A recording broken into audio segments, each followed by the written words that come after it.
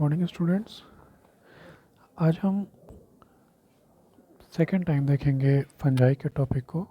पिछली बार जब हमने फंजाई के टॉपिक को बायोलॉजिकल क्लासिफिकेशन के अंदर डिस्कस किया तो हमारी डिस्कशन हुई फंजाई के जनरल कैरेक्टर्स के बारे में, उसके न्यूट्रिशन के बारे में, और आपको वो लेक्चर का फ्लो पहले ही मैंने बताया था कि इसके बाद हम पढ़ेंगे फंजाई के रिप्रोडक्शन के बारे में। तो आज की हमारी क्लास जो होगी वो मेनली फोकस्ड होगी about the different methods of asexual and sexual reproduction in fungi. Fungi के जनरल प्रॉपर्टीज़ को मैं फिर से अगर रिवाइज़ कराऊँ तो पहले हमने बात की थी फंजाई के हैबिटेट की। तो हमने पाया कि फंजाई जो होते हैं वो हर जगह पाए जाते हैं, बट इनका जो मेन अकरेंस साइट होता है वो एक्वाटिक इन्वायरमेंट होता है, सॉरी टेरेस्ट्रियल इन्वायरमेंट होता है। तो टेरेस्ट्रियल इन्वायरमेंट के अंदर फंजाई ज़्यादा पाए जाते हैं एज़ कम्पेयर टू एक्वाटिक। ये अलग अलग स्ट्रक्चर्स के ऊपर पाए जाएंगे, इनके बेसिस पे इसके अलग अलग नाम होते हैं।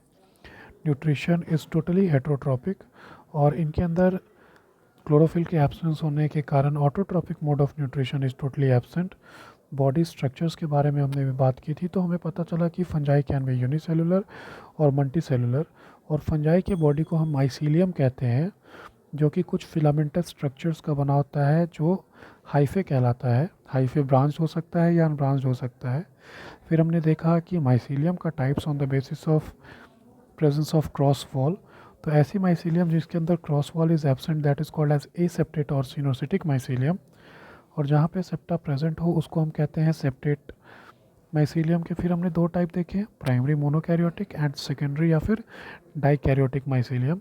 फिर हमने फंजाई के सेल वॉल स्ट्रक्चर को देखा, तो नॉर्मल यूकैरियोटिक सेल की तरह सारे फीचर्स इसके पास प्रेजेंट है, बट यहाँ पे गोल्जी बॉडीज़ जो है वो स्पेशल फीचर है कि यहाँ पे सिर्फ वो सिंगल सिस्टर्न के फॉर्म में प्रेजेंट, सिस्टर्नी के फॉर्म में प्रेजेंट होती है। तो इसके लिए हम इसको यूनिसिस्टर्निक या मोनोसिस्टर्निक कंडीशन कहते हैं। फिर हमने फंजाई का क्लासिफिकेशन देखा, तो देखा कि broadly it is divided into two divisions, that is Oomycota जिसके अंदर हम प्रिमिटिव फंजाई को डालते हैं, and Eumycota in which we include the advance fungi. Primitive fungi के अंदर दो ग्रुप्स हमने देखे, ओमाइसिटीज़ एंड जाइगोमाइसिटीज़। एंड ओमाइसिटीज़ और zygomycetes are collectively called as phycomycetes. फिर हमने देखा कि eumycota which is the advance group of fungi can be divided into three classes, the deuteromycetes, ascomycetes and basidiomycetes. अब इनके अंदर जो क्लासिफिकेशन हमने किया है उसका मैं बेसिस आपको बता दूं कि this classification is based on the type of mycelium, mode of spore formation as well as fruiting body formation. तो ये जो हमने क्लासिफिकेशन की है वो की है ऑन द बेसिस ऑफ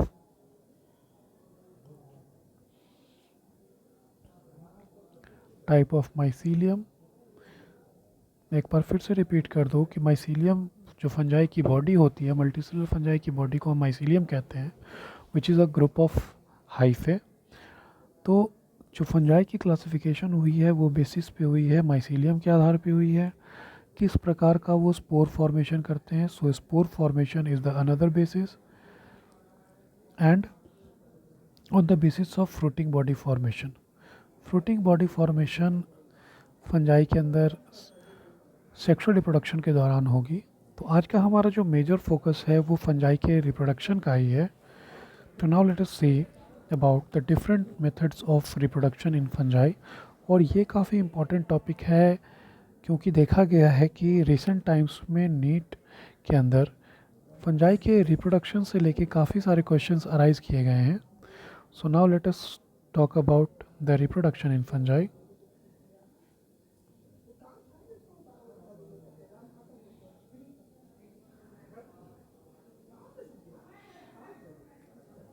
तो fungi can show both asexual as well as sexual mode of reproduction.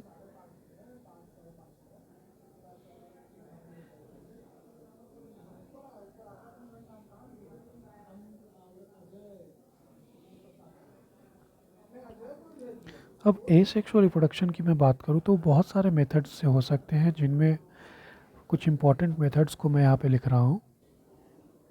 तो मेनली दो तरीके से एसेक्सुअल रिप्रोडक्शन हो सकता है फंजाई के अंदर, that is via vegetative reproduction,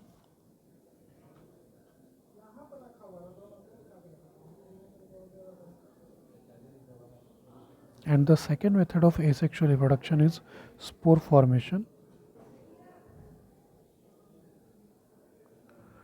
तो पहले मैं बात करूँ अगर वेजिटेटिव रिप्रोडक्शन के अंदर, तो आप इस टर्म से बहुत बार रूबरू हो चुके हो। वेजिटेटिव पार्ट्स का अगर यूज़ करके ऑर्गेनिज्म की रिप्रोडक्शन होती है, then such kind of reproduction is called as vegetative reproduction. It can occur via three methods, that is fragmentation, budding and fission method. अगर मैं बात करूँ फ्रैगमेंटेशन और बडिंग और फिजन की, तो it occurs only in case of non mycelial fungi. तो it occurs in non mycelial fungi only. ऐसे फंजाई जिनके अंदर माइसीलियम का फॉर्मेशन नहीं होता है, बॉडी जिनकी बहुत सिंप्लीफाइड होती है, उनके अंदर, जैसे कि ईस्ट हो गया. Yeast is a unicellular fungi. तो नॉन माइसीलियल फंजाई भी हम उसको कह सकते हैं. तो non mycelial fungi can show budding as well as fission process. Whereas अगर हम फ्रैगमेंटेशन की बात करें, तो fragmentation is the breaking of a fungal filament. Fungi के फिलामेंट जो होते हैं ना, breaks into pieces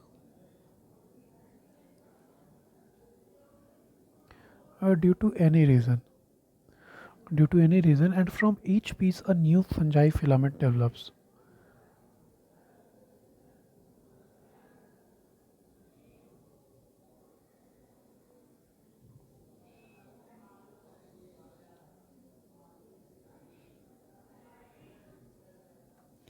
आपको मैंने पहले भी बताया है कि फ्रैगमेंटेशन का प्रोसेस जो होगा वो सिर्फ और सिर्फ मल्टी सेलुलर ऑर्गेनिज्म के अंदर देखा जा सकता है, बिकॉज सिंगल सेलुलर ऑर्गेनिज्म जो है वो फ्रैगमेंटेशन नहीं शो कर सकते हैं, बिकॉज वो फिर सेल थ्योरी की वायलेशन होगी.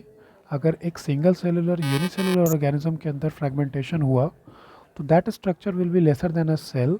एंड यू नो कि लाइफ होने के लिए जो मिनिमम पॉसिबल स्ट्रक्चर है वो सेल होती है, and nothing less than cell is there जिसके अंदर लाइफ एग्जिस्ट करती हो. तो vegetative reproduction of fungi is quite simple, जहाँ पे हमने देखा फ्रैगमेंटेशन. बॉडी जो होते हैं फंजाई के फिलामेंट जो होते हैं वो अलग अलग फ्रैगमेंट्स के अंदर टूट जाते हैं, और फिर हर फ्रैगमेंट से क्या होगा कि एक नए फिलामेंट की फॉर्मेशन हो जाएगी. तो this is the fragmentation which you can see only in case of multi cellular fungi. Budding, east के केस में आपने बचपन की क्लासेस के अंदर पढ़ा होगा कि suppose this is the cell of yeast and it's a eukaryotic cell. तो सेल के ऊपर एक प्रोट्रूडिंग सा स्ट्रक्चर फॉर्म होता है, और दिस स्ट्रक्चर कॉन्टीन्यूसली डेवलप, जो कि फाइनली ईस्ट के बॉडी से सेपरेट होके एक नए ईस्ट का फॉर्मेशन कर देगा. और फ्यूज़न तो आपको पता ही है, जैसा कि हमने बैक्टीरिया के केस में भी पहले पढ़ा हुआ है. सो वेजिटेटिव रिप्रोडक्शन के टॉपिक में ज़्यादा कुछ डिस्कस करने को नहीं है. अब एसेक्सुअल रिप्रोडक्शन का जो दूसरा इंपॉर्टेंट मेथड है, दैट इज़ स्पोर फॉर्मेशन. यहाँ से काफ़ी क्वेश्चंस अराइज किए गए हैं नीट के अंदर, तो आपको इस टॉपिक पे ध्यान देने की काफ़ी विशेष आवश्यकता है. So now our next heading is spore formation in fungi.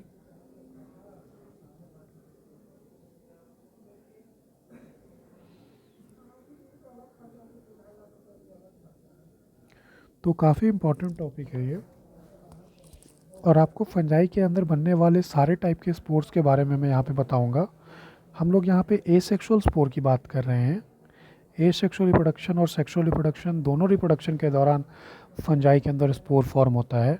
और अगर हम बात करें तो फंजाई का जो कैरेक्टरिस्टिक फीचर है दैट इज़ स्पोर फॉर्मेशन. तो इसीलिए ध्यान आपको ये रखना है कि चाहे फंजाई के अंदर एसेक्सुअल रिप्रोडक्शन हो या सेक्सुअल रिप्रोडक्शन हो, तो वहाँ पे स्पोर फॉर्मेशन होता है. अब आपको एसेक्सुअल रिप्रोडक्शन के स्पोर्स जो हैं, एसेक्सुअल स्पोर्स जो हैं, उनको उनकी सारी लिस्ट आपको याद रखनी है. और फिर हम लोग चलेंगे कि ये देखने को कि सेक्सुअल रिप्रोडक्शन के दौरान किस प्रकार के स्पोर बनते हैं फंजाई में. Now let us take the different asexual spores form in fungi one by one. सबसे पहले यहाँ पे हम बात करेंगे जू स्पोर्स की. तो जू स्पोर्स की बात करें तो it is formed in aquatic members of oomycetes. जो ओमाइसिटीज़ होते हैं ये oomacetes, जब हमने फंगल क्लासिफिकेशन देखा था तो वहाँ पे हमने बात की थी oomacetes की। तो oomacetes के अंदर ये फॉर्मेशन होता है and it is formed inside a structure called sporangia.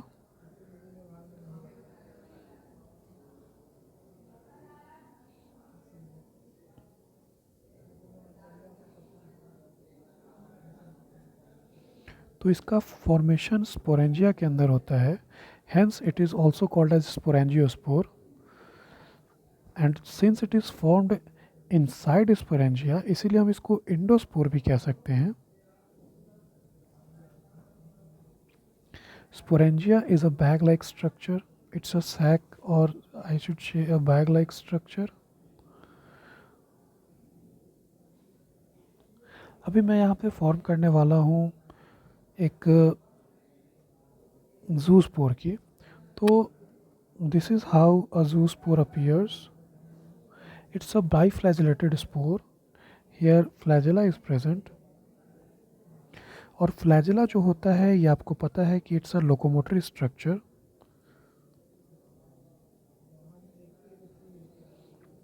तो इसका मतलब ये है कि zoospores are kind of motile spore. ये इनके पास फ्लैजिला होने के कारण they have the ability to swim.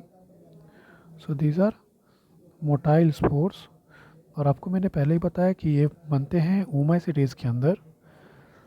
और जो मोटाइल स्पोर होता है उनको हम प्लानोस्पोर्स भी कह सकते हैं।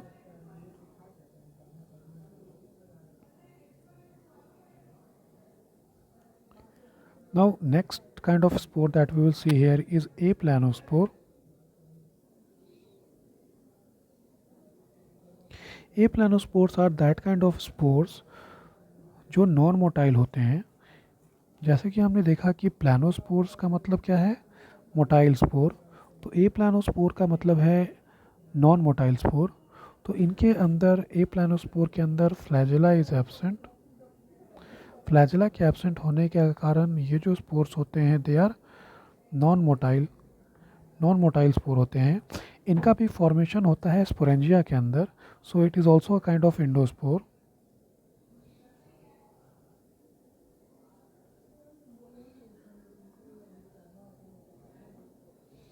Hence they are called as endospore. तो स्पोरेंजिया के अंदर अगर फॉर्म हो रहा है स्ट्रक्चर तो that is called as endospore. And if the spore is formed outside the sporangia then it is called as exospore. Now let us talk about the another spore called sporangiospore of Rhizopus.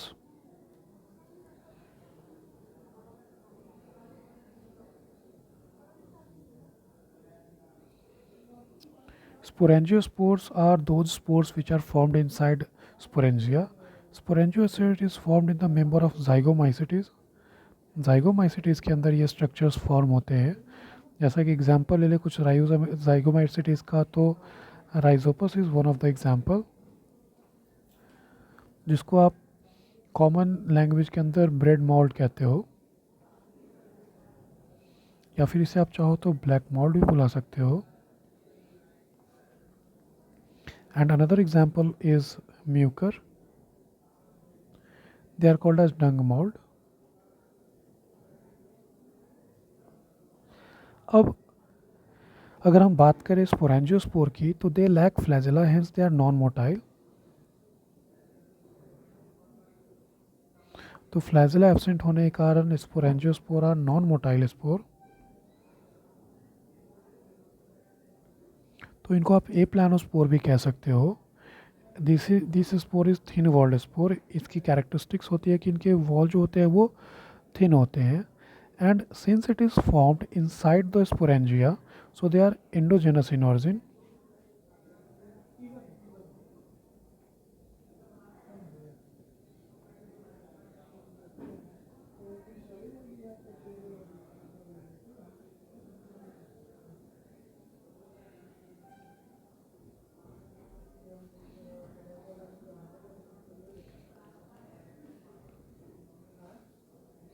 Hence they are endogenous in origin, or we can call it endospore as well. अब मैं Rhizopus के sporangia का यहाँ पे structure बनाऊंगा।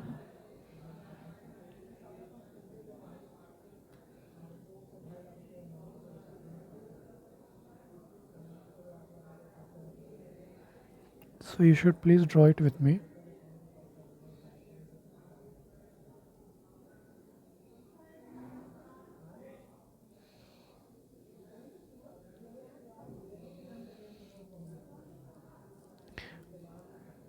This is we are drawing the sporangia of Rhizopus, and now let us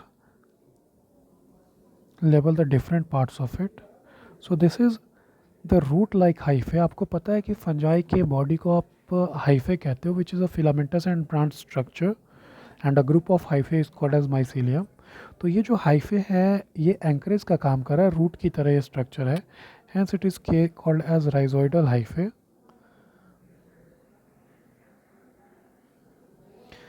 then ये आप देख रहे हो कि ये जो हाइफे है it is running parallelly to the ground, और आप जब मॉर्फोलॉजी के चैप्टर को पढ़ते हो तो वहाँ पे आप पढ़ते हो कि स्टेम जैसा structure which is running parallel to the ground can also be termed as stolon. So this is called as stoloniferous hyphae.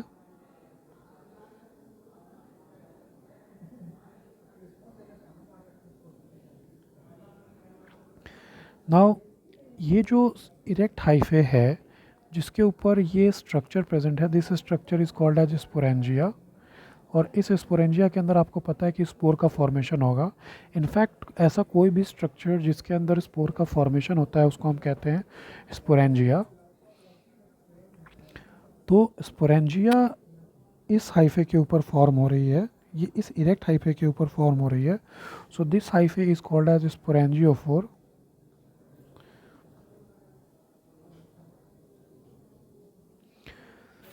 Now sporangia के अंदर हम देखें तो हमने दो पार्ट डिवाइड किया है. एक पार्ट जिसके अंदर ये छोटे छोटे मैं स्पोर्स ड्रॉ कर रहा हूँ, और दूसरा पार्ट जहाँ पे स्पोर एब्सेंट है that is called as infertile part of sporangia और स्टेराइल पार्ट ऑफ स्पोरेंजिया.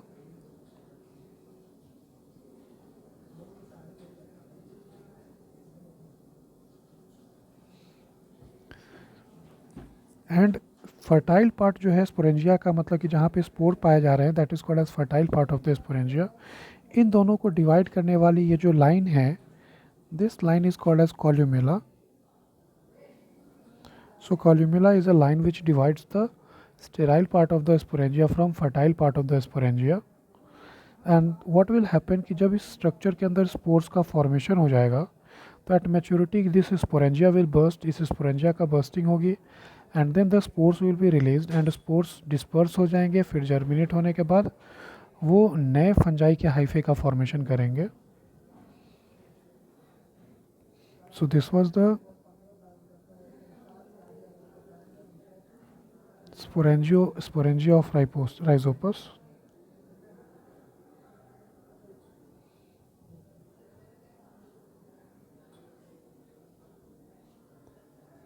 सो अभी तक हमने तीन प्रकार के स्पोर्स बनाए हैं, that is the zoospore which is the motile spore, a planospore which is the non motile spore, और sporangiospore which is formed inside the sporangia. तो अभी तक जो हमने तीनों प्रकार के स्पोर यहाँ पे बनाए हैं ये स्पोरेंजिया के अंदर बन रहे हैं.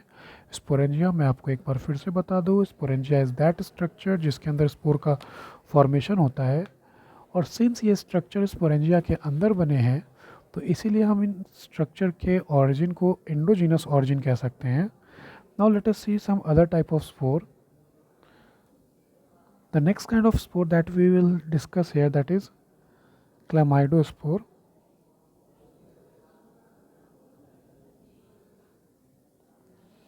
Chlamydospore, it is also seen in case of zygomycetes. But chlamydospore का फॉर्मेशन फंजाई के अंदर होगा during unfavourable condition.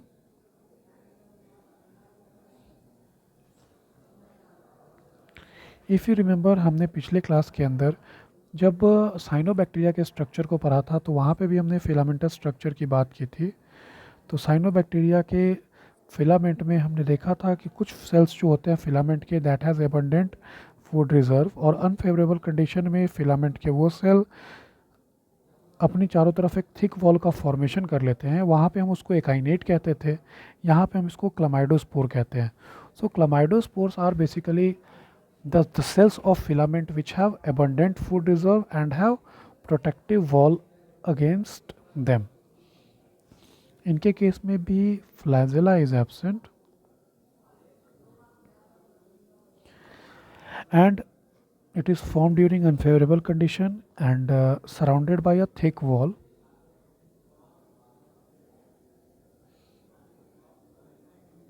Thick covering. तो ये जो स्ट्रक्चर्स मैंने यहाँ पे बनाए हैं यही क्लामाइडोस्पोर्स कहलाते हैं। तो ये स्पोर फिलामेंट के वह सेल हैं जिनके पास अबंडेंट फूड रिजर्व है और इनके पास थिक कवरिंग है, थिक आउटर वॉल है जो इनको अनफेवरेबल कंडीशन से प्रोटेक्ट करके रखती है। जैसे ही फेवरेबल कंडीशन आएगा the thick wall will be removed and this spore will germinate into a new filament. Next structure that we will see here, or next type of asexual spore that we will see here, is oidia. अब oidia भी जाइगोमाइसिटीज़ के अंदर देखने को मिलता है आपको, but ये जाइगोमाइसिटीज़ के अंदर बनता है एक स्पेशल कंडीशन के अंदर, formed during a condition when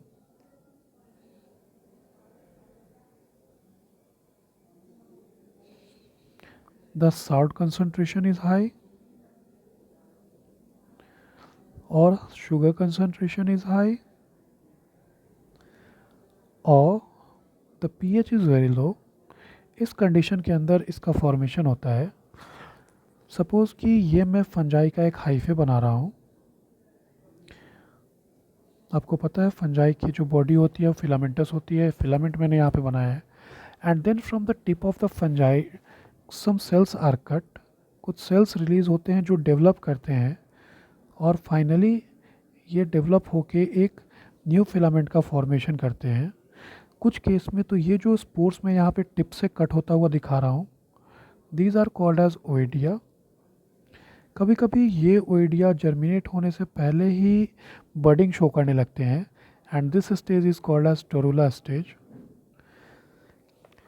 ये टिप से जितने भी सेल्स कट हो रहे हैं ये स्पोर्स का रूप ले लेंगे एंड जब फेवरेबल कंडीशन आएगी तो ये जर्मिनेट करेंगे और पूरे के पूरे फंजाई की, जैसे कि अगर मैं इस फिलामेंट की बात करूँ तो अपॉन जर्मिनेशन ये जो स्पोर है यहाँ पे जो टिप से कट हुआ है जिसको आप ओइडिया कहते हो, तो condition when the favourable condition will arise it will develop into complete filament of the fungi.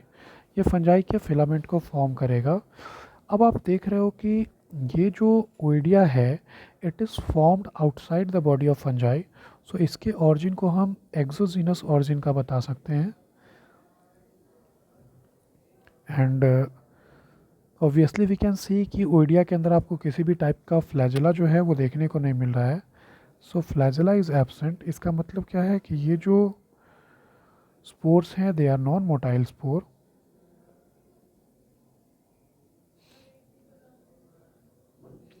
Next जो स्पोर हम यहाँ पे देखने वाले हैं that is the fifth and the last kind of spore, actually sixth spore, और ये आखिरी स्पोर है जो हम पढ़ने वाले, that is conidia. If we talk about conidia तो it is formed in the member of ascomycetes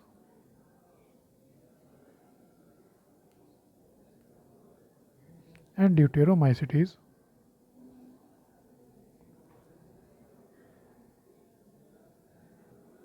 आपको याद होगा कि जब हम फंजाई के क्लासिफिकेशन को पढ़ रहे थे तो एडवांस फंजाई के अंदर हमने 3 ग्रुप देखे थे, एस्कोमाइसिटीज़, बेसिडियोमाइसिटीज़ और डिट्रोमाइसिटीज़।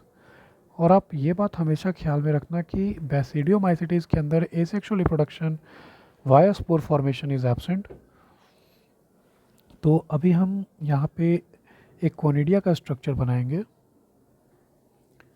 सो ये जो कोनिडिया है it is formed on a special hyphae called conidiophore.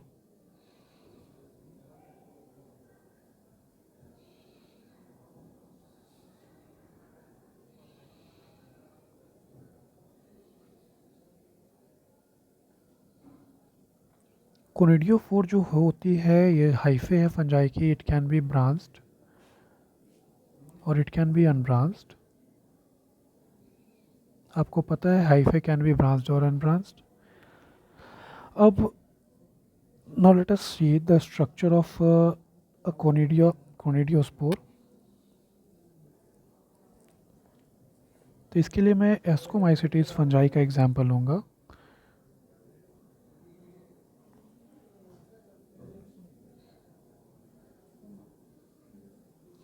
तो यहाँ पे हम ये ब्रांचिंग्स दिखा रहे हैं हाइफे की.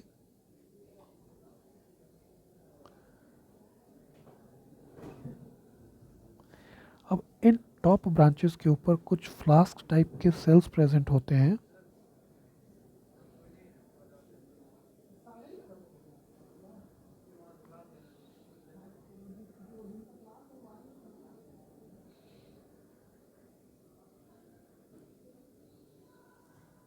Now, from the tip of these flask type cell, the cells are cut and the sporangia is developed. तो ये नए नए स्पोरेंजिया के डेवलपमेंट है. तो आप देख रहे हो कि ये जो स्पोरेंजिया है वो बॉडी के बाहर फॉर्म हो रहे हैं. This are not formed inside the sporangia, so it has exogenous origin. अब ये जो सबसे बेसिक हाइफे हमने यहाँ पे बनाया है, this is called as the conidiophore, the conidia bearing hyphae.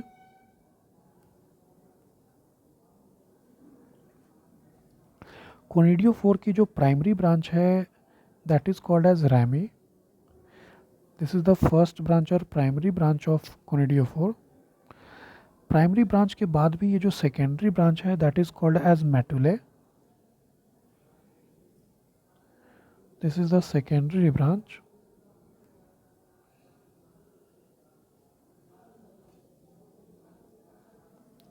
और जो टर्शरी ब्रांच है that is called as स्टेरिगमेटा.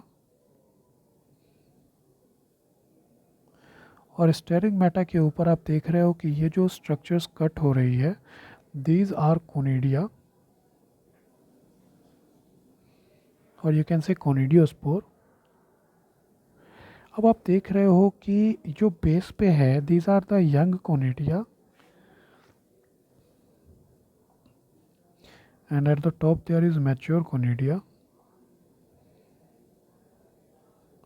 So young conidia is present at the bottom and mature conidia is present at the top. This kind of arrangement of conidia is called as basipetal arrangement.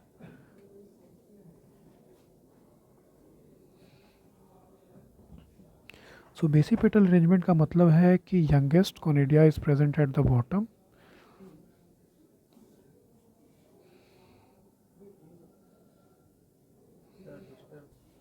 सो बच्चों हमने छह अलग अलग type के spores का formation देखा, जिसमें हमने देखा the zoospores formed inside the sporangia, a planospore जिसका फॉर्मेशन स्पोरेंजिया के अंदर होता है, स्पोरेंजियोस्पोर जिसका फॉर्मेशन स्पोरेंजिया के अंदर होता है. तो these are the kind of endospore. और उसके बाद हमने देखा क्लामाइडोस्पोर जो कि अनफेवरेबल कंडीशन में फॉर्म हो रहा है. ओइडिया ये एक स्पेशल कंडीशन में फॉर्म हो रहा है जब सॉल्ट कंसनट्रेशन हाई हो, शुगर कंसनट्रेशन हाई हो, पीएच लो हो. तो it is a type of exogenous. Chlamydospore is a kind of exogenous spore. Oidia is a kind of exogenous spore. और कोनिडिया के केस में आपने देखा कि कैसे अलग अलग ब्रांचेस के टिप पे स्पोर्स का फॉर्मेशन हो रहा है. सो ये एस्को और ड्यूटेरोमाइसिटिस के केस में आपको देखने को मिलता है. तो इस क्लास में हमने फंजाई के एसेक्सुअल स्पोर्स के बारे में स्टडी किया. अगले क्लास के अंदर हम फंजाई के सेक्सुअल रिप्रोडक्शन के बारे में बात करेंगे. And then we will move to the comparative study of different groups of fungi.